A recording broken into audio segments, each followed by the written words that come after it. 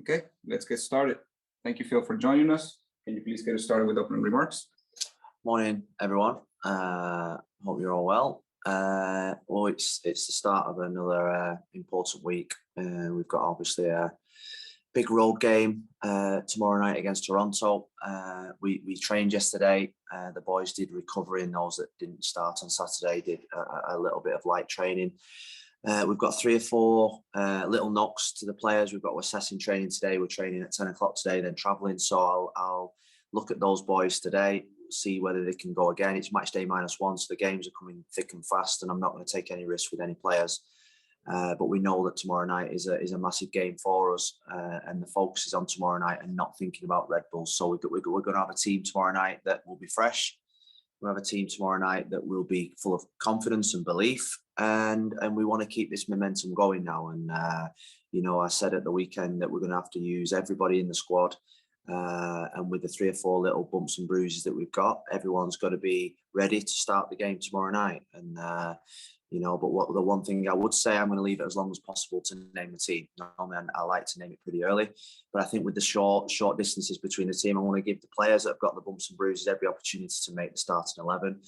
And everybody's ready to play, and we're playing against a team that's going through a difficult period, but a team that, when you look at their roster, should be a team that probably should be in the playoff positions, because I think they've got great quality and great experience, some really good young players.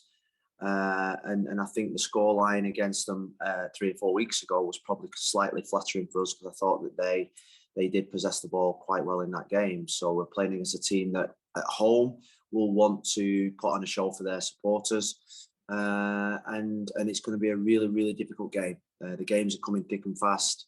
2-3 days between each game now means that the freshest and most physical team and the mentally strongest team will win these games, and it's one that we're really looking forward to.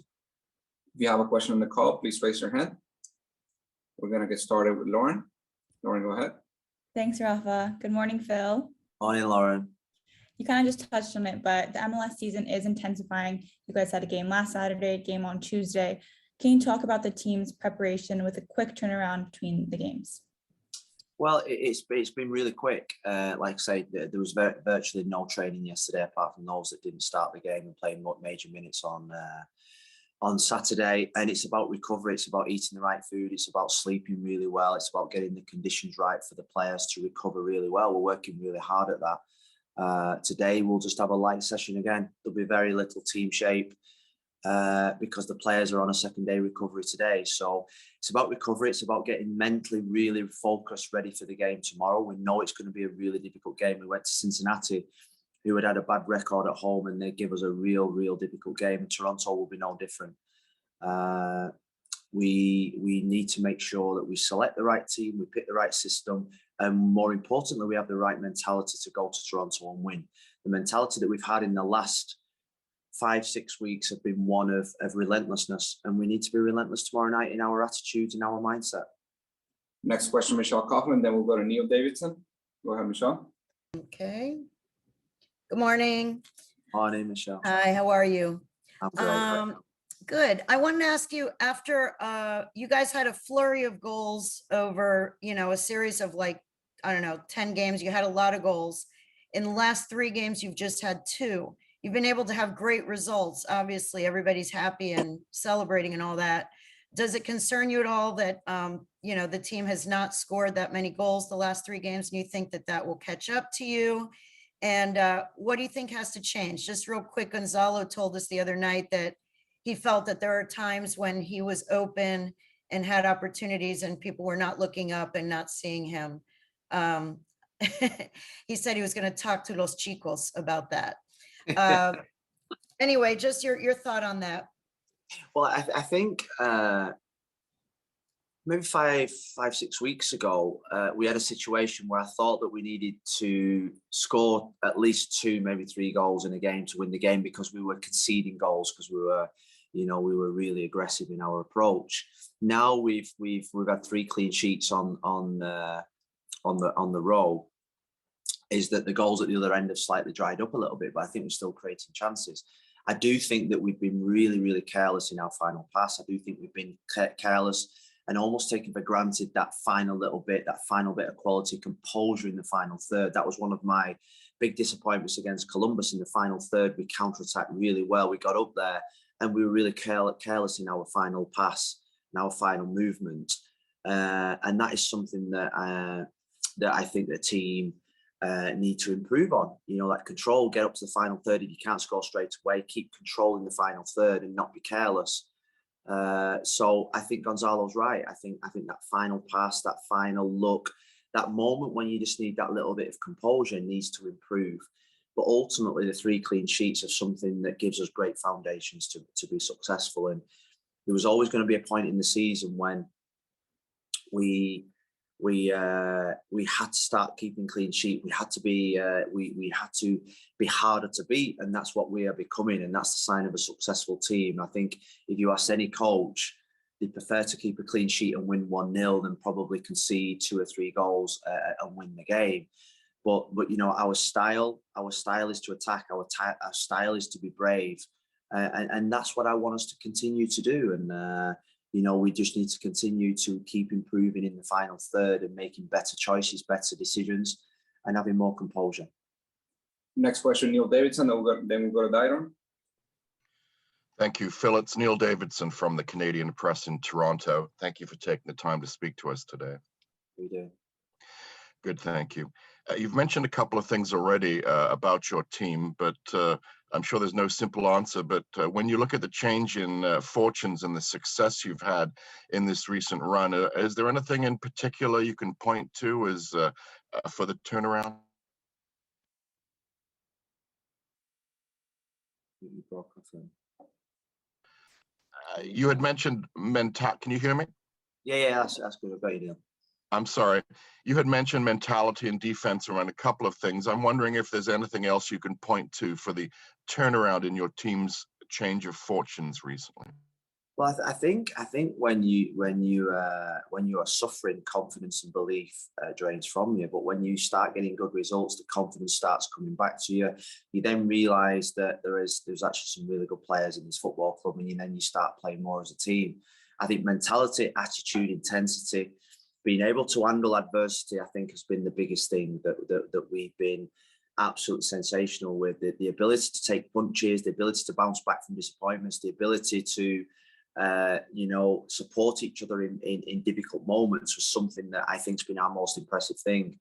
You know, and I think the 2 words that we keep talking about is the adversity, the ability to handle adversity, and the ability to be so intense in our work and relentless in our work. Because this was a team that maybe 2 months ago, when we conceded a goal, it affected us really, really badly. You know, we conceded a goal, the team would probably lose confidence and belief in each other and confidence and belief in the game plan that we had. And we've worked really hard on the mental toughness of the team.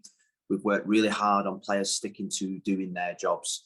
And I always refer back to a great quote that I saw from a great American coach, Bill Belichick. I read one of his books, and he has one slogan in his football club that I read, and that was just do your job. And that's what we have done over the last 6 to 8 weeks. We've just done our job individually, collectively, and as a team. We've just done our job, and that's what we must keep doing. Dyron, and then last question, Michelle. Thank you, Rafa. Good morning, Phil. We Morning, are talking about processes, and I want to ask you an individual question. Christian McCoon, he has had a tough journey in Inter Miami. He started the last season with a coach where he wouldn't see many minutes. Then he got COVID. It was tough for him getting better from COVID, and now we see this player having 12 games in the lineup, having an amazing I don't know how to say this, an amazing performance. And I wanted to ask you, what have you done with him to get him to this place, to recover him from the moment where he was? Well, I think you're right. I think one, he came to He came to the football club as a young boy, didn't speak the language, new coach, new surroundings, new environment, new culture. He then suffered from COVID. Then he didn't play games. Then the team was suffering. Then the team were losing games, and he didn't play much football. And what we've tried to do from the very, very first time that I saw him in when they came back to market was to try and develop, educate, teach, learn, drive about the standards and of an elite athlete. And the player that I saw on the first day of market is unrecognizable to the player that I see now. A player now that's one of the most popular members of the squad. He's got a real cheeky character. He laughs and jokes. He dances around. He's now beginning to show his true personality, and that has come from being really tough on him by telling him he needed to be fitter, by telling him he needed to drive his standards, by having him back for double sessions, by driving him every single day with his work ethic. He is an absolute fitness machine now. He is now at the level where he can cope with playing MLS games. He's now at the level where technically, tactically, mentally, he can play in any league in this world. He's got great ability. The system helps him. But he's got a real mental toughness about him, Christian, where he's had real major setbacks. He's had disappointing games, but it's never deterred him from the fact that he works his absolute socks off, and he's an absolute dream as a coach. And when people spoke to me maybe 2-3 months ago, they spoke about the team and the players that were playing the team, he was never one that other people mentioned. And we as a technical staff, myself, Anthony, Jason, Mark, we had great belief that this boy was going to be a good player, and we had faith and belief. And with young players, what you've got to do is you've got to give them the platform, you've got to give them the belief, you've got to give them the confidence to go and perform. And we have done that, and he has shown us 100% that this boy is going to be an absolutely outstanding international player as well, and a great player for this football club. Last question, Michelle.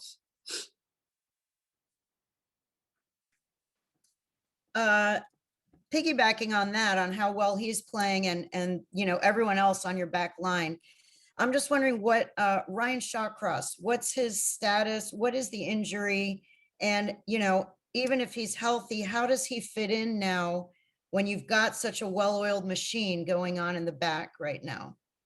Well, I mean, just another point, the fact that Nico and Leandro speak the same language, I think that's been vital for the back three. So I think that's really helped Christian having 3 Spanish-speaking players next to him. In terms of Ryan, he's got a back injury. He's struggling at the moment in time to get any kind of consistency to his training. We thought he was going to come back, and then he just had a minor little setback. We're going to have to probably shut him down for a little period to rest his back again. But ultimately, at this moment in time, it will be difficult to break up that back three. Kelvin Leardom is going to be a big player for us over the next 2 weeks, because he's probably next in line to go into that back three, and he's unlucky not to be in the starting 11. So in terms of sort of like the depth at this moment in time, you've got the 3 centre backs plus Kelvin and Alvarado, Ventura, and Ryan at this moment in time are on the injury list and not going to be back probably for the foreseeable future. Thank you, Phil. Thanks, guys. Have a great day. Makun here. Makun! What is this?